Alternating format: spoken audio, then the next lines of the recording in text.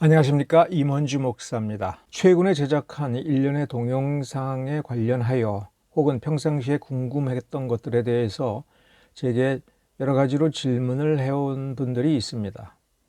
개별적으로 답변을 하다가 이러한 질문은 그분들에게만의 문제가 아니고 다른 분들도 많이 궁금해할 것이다 라는 생각이 들었습니다. 그래서 성경, 역사, 신학, 크게 이 세 가지를 중심으로 해서 또 물론 이외에 여러 가지 잡다한 질문들, 그러나 당사자는 얼마나 답답하겠습니까?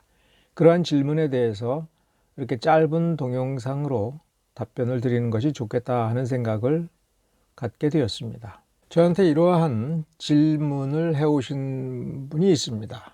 이 질문을 보면 용어가 구약과 신약, 이 구약과 신약이라는 용어를 처음에 썼습니다. 그런데 이 뒤에 있는 내용을 보면 앞에 있는 구약과 신약은 성경 시대를 얘기합니다. 구약 시대와 신약 시대라고 써야 될 것을 그냥 구약, 신약 이렇게 쓰셨습니다. 평상시엔 이런 용법 문제가 안 되죠. 새 언약에 의하여 구원을 받는 것인가요? 이렇게 질문을 했습니다. 그러니까 이 질문의 핵심은 구약 시대와 신약 시대 구속의 원리가 무엇인가라고 하는 질문입니다. 그러면서 새 언약, 이것은 예수 그리스도의 속죄와 그 예수 그리스도의 속죄를 믿음으로 말미암아 구원을 받는다라고 하는 신약적 원리에 의해서 그러면 구약도 그렇게 구원받는 거냐 아니냐라는 것입니다. 그럼 이것은 세대주의가 맞냐 세대주의가 틀리느냐 하고도 관련이 되겠죠. 새 언약의 핵심이 뭐냐? 성령에 초점을 두었습니다. 이것은 내가 믿는 그 믿음과 성령의 상관관계를 질문하는 겁니다. 잠정적으로 이분들이 결론을 내리기를 구약시대 신약시대 성령의 역사로 그리고 성령의 내주하심으로 구원받는 것이 맞느냐. 그러니까 이분들은 교회에서 나름대로 그 신앙교육을 잘 받으신 분들입니다. 그런데 좀 더 구체적으로 세밀하게 따질 때에 조금 헷갈리는 부분들이 있어요. 이 정통교회가 좋은 점은 이렇게 궁금한 거는 같은 정통교회라고 하는 범주 안에 있는 타교단, 타교파에게도 질문해보고 뭐가 가장 옳은 답인가라고 하는 것을 찾아갈 수 있습니다. 이 질문에 세 가지 핵심들이 있습니다. 첫째, 구약 성경과 그 시대, 신약 성경과 그 시대. 그 다음에 그러면 구약 시대와 신약 시대의 구원의 원리가 다른가? 그 다음에 성령의 강림과 내주하는 역사가 다른가? 성령의 내주와 구원의 상관관계에 대해서는 좀 긴 분량이 필요하기 때문에 차후에 기회가 되는 대로 답변을 드리도록 하겠습니다. 오늘은 테스타먼트의 본질에 대해서 집중하도록 하겠습니다. 이 점 양해해 주시기 바랍니다. 그러면 테스타먼트의 본질이 무엇인가를 한번 생각해 보죠. 왜냐하면 구약, 신약 할 때 뉴 테스타먼트, 올드 테스타먼트 이렇게 말하기 때문에 그렇습니다. 테스타먼트를 네이버 사전에서 보면 두 가지가 눈에 띕니다. 첫째, 증거, 테스티머니라고 하는 뜻과 그 다음에 밑에 뉴 테스타먼트, 올드 테스타먼트 그리고 will이라고 했습니다. 여기서 말하는 will은 의지가 아니라 유언장이라는 얘기가 되겠죠. 이것 때문에 정동수 목사나 박진영 씨가 유언장이다. 옛 유언, 새 유언. 이런 식으로 개념 설명을 합니다. 여기서 주의를 해야 될 것은 어떤 개념에 착오가 있거나 오류가 있을 때 대체적으로 보면은 정통교회에서는 이게 큰 문제가 안 됩니다. 왜냐하면 틀려도 되는 게 아니라 오류를 교정할 수 있는 자정장치가 폭넓게 준비되어 있습니다. 궁금하면 알아볼 수가 있어요.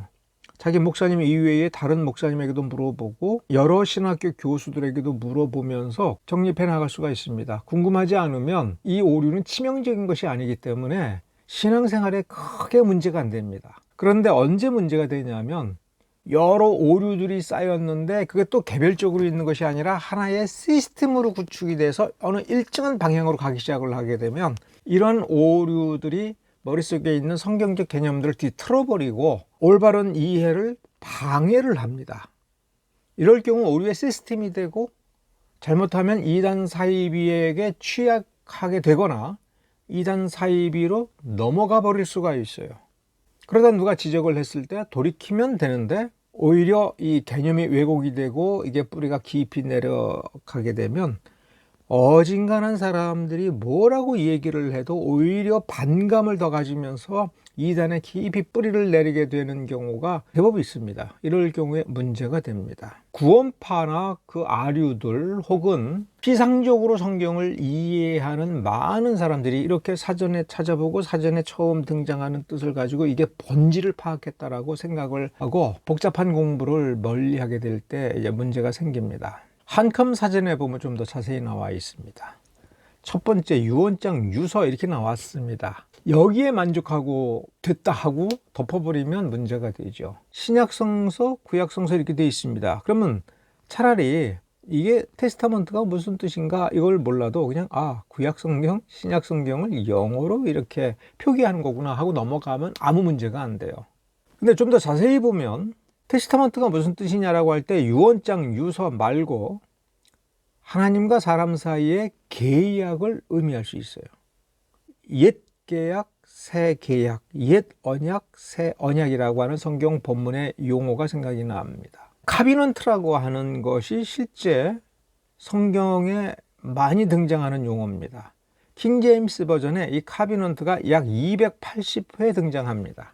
라틴어 벌게이트에서 카비넌트를 테스타멘툼, 영어의 테스타먼트의 어원에 해당하는 단어로 옮겨서 번역하는 경우가 있어요. 창세기 6장 18절이 언약이란 말이 맨 처음 등장하는 곳입니다.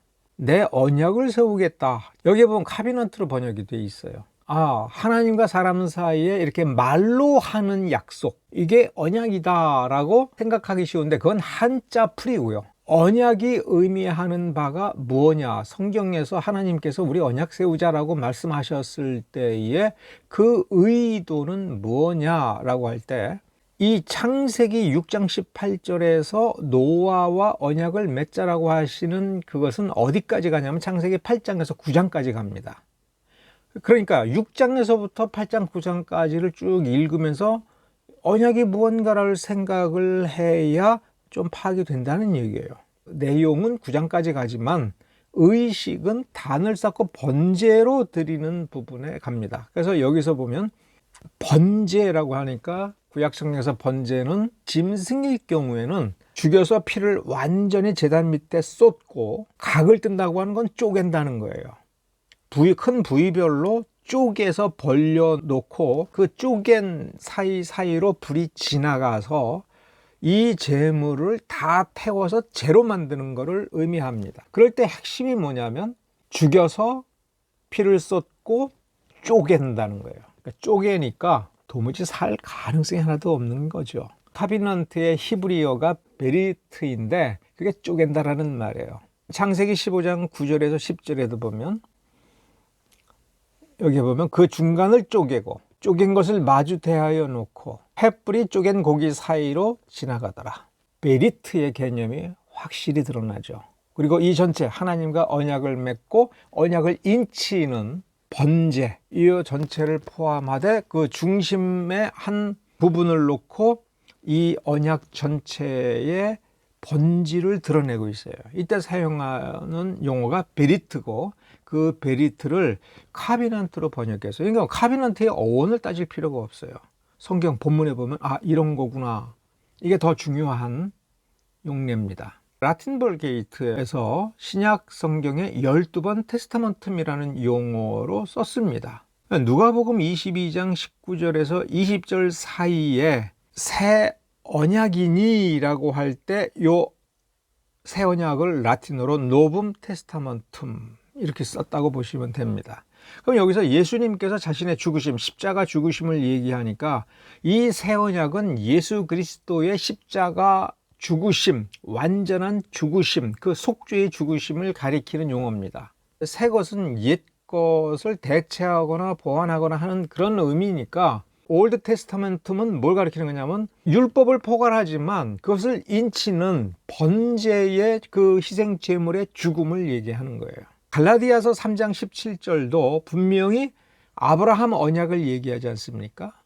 그때 베리트를 썼고 카비넌트라고 킹제임스 버전이 번역을 했는데 벌게이트에서 테스타멘툼이라고 하는 용어로 번역을 했으니까 지금 베리트, 카베넌트, 테스타먼트는 또 다 똑같이 뭐냐면 죽음을 가리키는 거예요. 죽되 피를 완전히 쏟고 쪼개서 거기에 불이 지나가는 것. 자, 아브라함 언약하고 모세 언약으로 돌아가 볼 필요가 있어요. 왜 그러냐면 아브라함 언약에서 핵심은 강대한 나라, 천하 만민이 아브라함 때문에 복을 받게 된다. 그렇죠? 여기에서 이제 모세 언약으로 발전을 하는 것이고 소금 언약이 나오게 되는 겁니다. 발전하는 거예요. 근데 핵심은 뭐냐면 아브라함과 맺은 강대한 나라가 되고 천하 만민이 아브라함 때문에 복을 받게 되는 것, 그것을 완전히 이루실 때까지 이 언약을 하나님께서 반드시 집행하겠다.